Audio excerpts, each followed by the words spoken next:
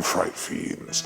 'Tis I, Erlik the Gorelord, a god to some, devil to others, but a film buff to all.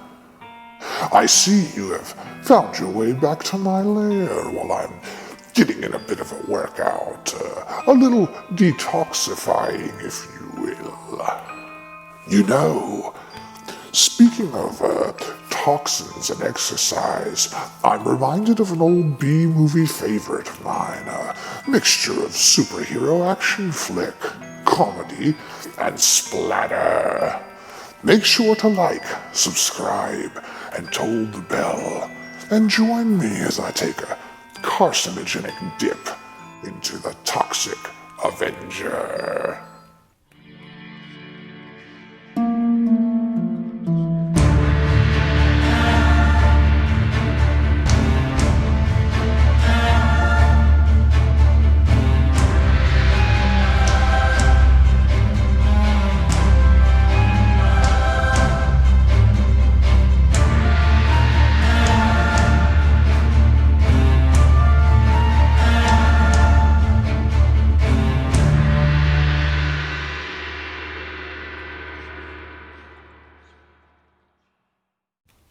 The Toxic Avenger is the brainchild of Lloyd Kaufman and was brought to life by him, Michael Hertz, and the rest of those grade-A sleaze peddlers over at Trauma Entertainment. Set in the fictitious town of Traumaville, the adventure begins at the town's health club, where we meet a lad named Melvin Ferd, played by Mark Torgel. A gangly, awkward, and rather oblivious young man who just so happens to be the club's janitor. Mindlessly tolling through his day, Melvin is noticed by the local cool kids. Well, cool if you lived in New Jersey in 1984. Anyway, we meet Bozo, played by Gary Schneider, his girlfriend Julie, played by Cindy Mannion, Slug, played by Robert Pritchard, and his girlfriend Wanda, played by Jennifer Baptiste, who make it crystal clear how they feel about the club's mop-swinging misfit. Would you take a look at that fucking guy? The mop boy. Can't even mop right. He's so stupid. He's always got that shit-eating grin on his face. I hate that mop boy. I think that creep's coming over here. And they decide to have a Melvin toss while playing a primitive version of the children's game Telephone. Look what you did, you fucking asshole! Yeah, you fucking asshole. Hey, what are you, retarded? Huh, retarded? I'm sorry. Sorry, huh? You want me to go and get a fucking disease? Yeah, you want her to go and get a fucking disease? How do you know it's not too late, mate? We then learn that Bozo should likely be in therapy or possibly on lithium. He's stressing me, Julie. He is stressing me. Oh, Bozo. I can't take it, Julie. I cannot take it. He is screwing up my karma. I'm stressed. Sometime later, Slug and Wanda find that the locker room is empty and slip in for a drinking kink when they are walked in on by Melvin, who reacts the way I do when I listen to most mortals talk about religion and politics. We then find the cool kids playing the most racist drinking and driving game imaginable. Okay, let me see if I can remember the whole list. Now, and they're all worth 25 points. And the list goes on. But in short, they run over a kid on a bike, double back to crush his skull, and take Polaroids of the deed, then celebrate their white trash triumph win. I gotta go home. What? Well, I gotta get up early in the morning. Gotta go to church. Oh. The next day, while being a pre-internet influencer, Are you watching me? Are you watching me? I'm gonna kill it. I'm gonna kill it. I'm gonna kill it. Bozo decides that the mere sight of Melvin is enough to send him into Hissy-Fitsville, and Julie comes up with an idea on how to shame Melvin in a whole new way. She taunts the poor boy, asking him to dress up in a pink tutu and come meet her out by the pool in the dark and during the day while the club is still open to the public, but no red flags here whatsoever.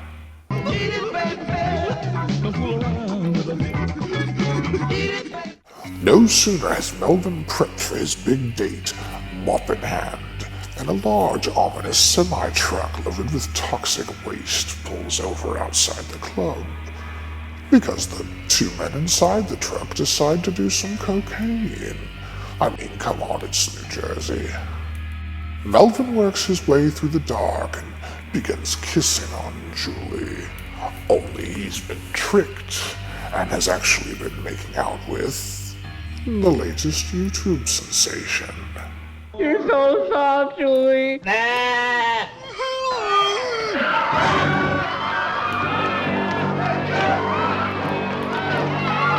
His shame is too much to bear, and he runs for it, unaware that 1 story below 2 truckers have just snorted about an 8-ball of Peru's finest. He is laughed at, taunted, and even disbelieved. Oh, he's faking it, Julie. He's faking it. But the toxins rage through his blood, and his transformation begins. He runs home and retreats to the bath, where he sheds his former shell and becomes the Toxic Avenger, now played by Mitch Cohen.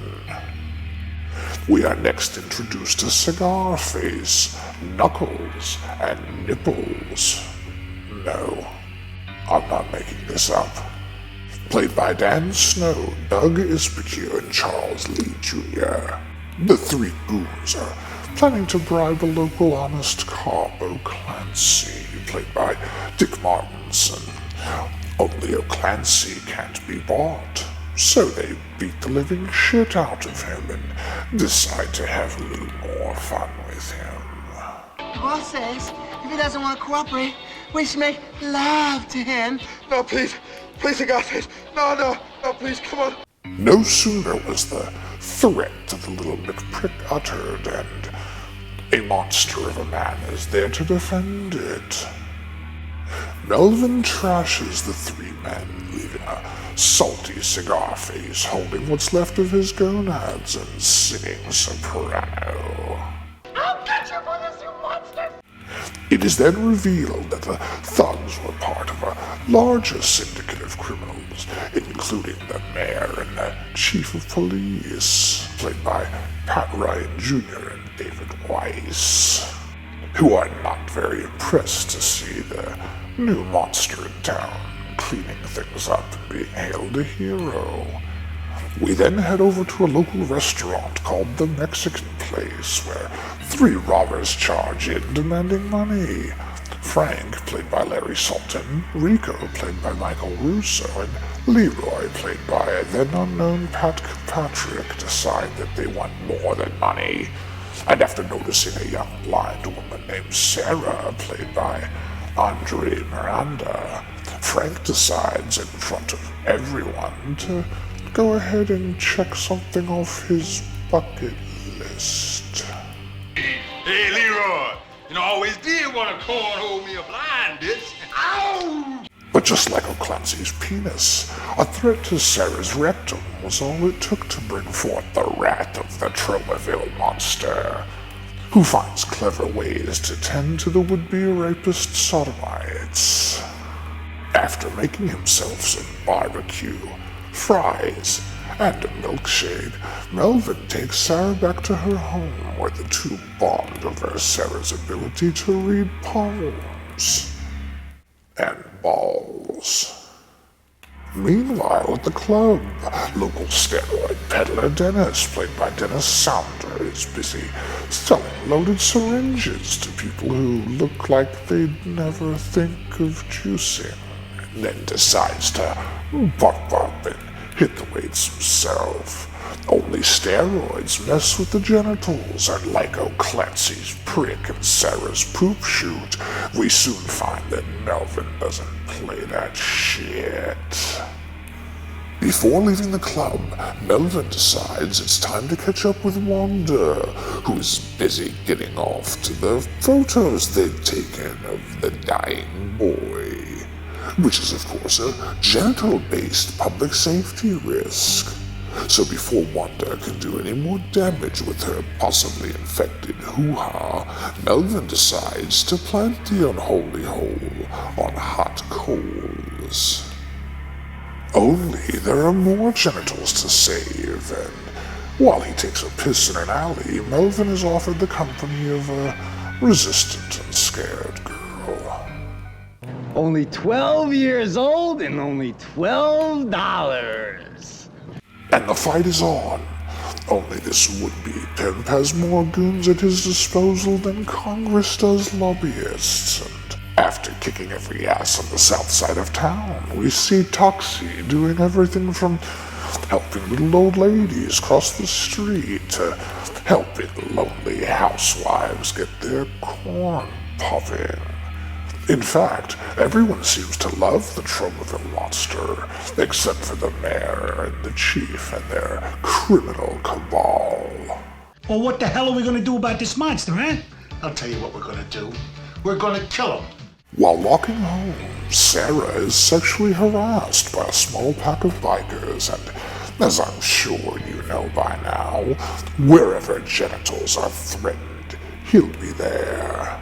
And after scaring them off, he is rewarded by being able to insert his toxic wand into her sweet honey hole.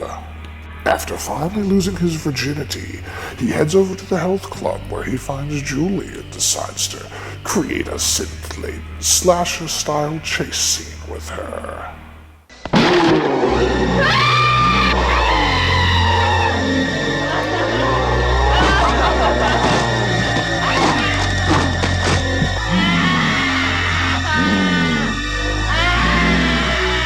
Get a haircut and get a real job. Back on the street, Bozo is, well, I'll give you 3 guesses.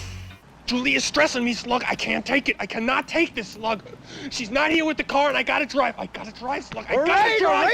All right, will you chill out? And Slug decides to alleviate his friend's anger by attacking an old lady and stealing her car so that they can joyride a bit. Perfectly reasonable. Only their reckless driving puts multiple genitals at risk, and Melvin jumps onto their ride and lets another round of revenge commence. After choking out Slug and tossing him to the streets, Bozo is given the wheel like never before, and the two run off the road, where sometime later, Melvin is perfectly fine and emerges from the car unharmed. We next meet Mrs. Haskell, played by Norma Pratt, who is going to her local launderer to have a mysterious stain removed from her son's jeans after possibly sneaking over to the Cleaver residence. Apparently, Dennis has been quite the menace, and Mr. Wilson runs outside to talk to the police, leaving Mrs. Haskell alone to be confronted in the way any customer at a laundromat should if they fail to produce their ticket. No ticky, no washi.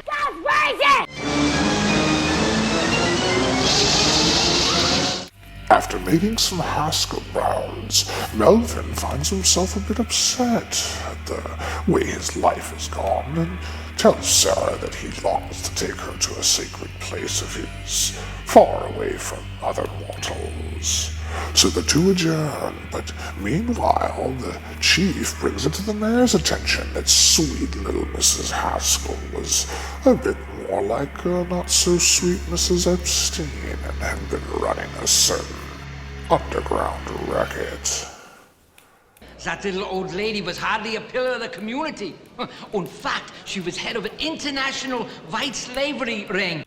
But the two men decide to spin things to the press, call in the National Guard, and turn the town and anyone else watching against Melvin and his toxic, gentle, saving reign of righteousness. Will the town turn on Melvin? Will he and Sarah be okay? Whose private parts will be in peril next? This movie is filled with crass caricatures, offbeat humor, nonsensical plot points, merciless gore, tits, and toxic terror. But it is a highly enjoyable work of, art. It takes something special to make a film this low budget and campy, this ridiculous, and still have it work properly, proving that you can have a lot of fun with a film no matter how ridiculous the plot or premise. I give this traumatic little thrill ride 3.5 out of 5 almost cornholes.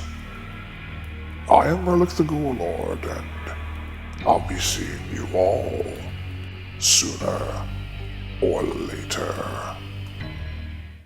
Step into the darkness.